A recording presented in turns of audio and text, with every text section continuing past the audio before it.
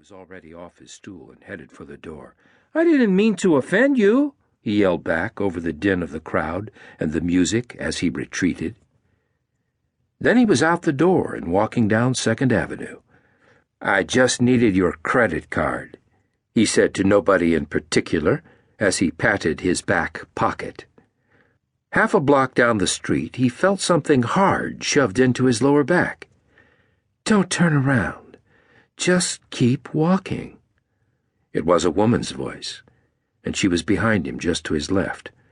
Benny assumed the hard thing was a gun, and he had no intention of trying anything.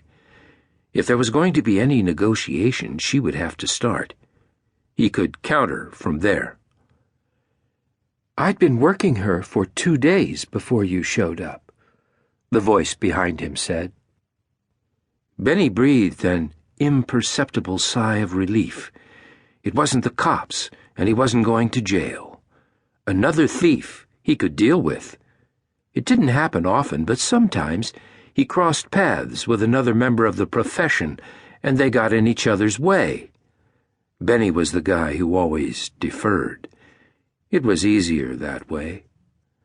This was probably the woman who'd been talking to the blonde. He'd never run into a woman before during this kind of gig. They can get money a lot easier than that, Benny thought. At least, it seemed easier to him. "I didn't know," he replied to the voice.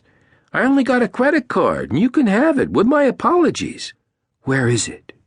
"In my back pocket, right side." "Turn left at the corner," she told him, still jabbing the gun into his back. They turned left onto 77th Street. It was much darker off the avenue. They walked halfway down the block before she told him to stop. "I'm going to remove this gun from your back, and I don't want you to move."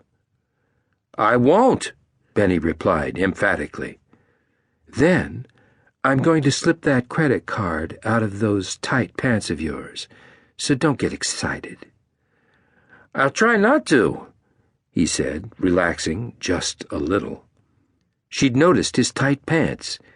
"Maybe once we get past the credit card issue—" "Good," she said, abruptly interrupting his thoughts, then reached in and deftly removed the credit card from his trousers. "Not bad," Benny thought, "but I'm a much better pickpocket. With me, you don't feel a thing." He was starting to feel more comfortable. "Turn around," she ordered. Benny turned around. He could instantly tell she knew what she was doing. Her right hand, her gun hand, was in her pocket, and she stood far enough away from him so that she had ample time to react to any aggressive move on his part. One other thing he noticed. She was a very good-looking thief. Tall and dark with thick black hair that rested comfortably on her shoulders and brown eyes that, at that moment, were glaring at him in a menacing way. "We're not even," she told him. "You still owe me. You fucked up my mark." "Like I said, I didn't mean to. What can I do?" Benny was now sure she wasn't going to shoot him. Besides, she was sharp. Maybe there was something in it for him. "I'd studied her, gotten everything I needed to know, and then you showed up."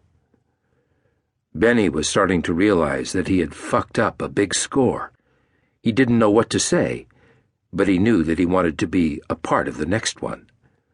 "Maybe I can make it up to you." "You? What could I possibly do with a loser like you?" "People like you always got another score set up. Maybe I can help. You can always use a second hand. Besides, I wouldn't want much, just a little to keep me going." "What do you mean, people like me?" she snapped. "You're smart. You set things up. You think about things. Me? I do the same stupid shit every Saturday night." She started to smile. "You did all right," she said. "I almost missed you lifting the wallet, and I'm in the business." Benny nearly blushed at the compliment. "Can I buy you a drink?" he asked her. even though he was down to subway fare. To keep listening to this audiobook, I've left you a link in the description so you can do it, at no cost thanks to Audible's 30-day free trial.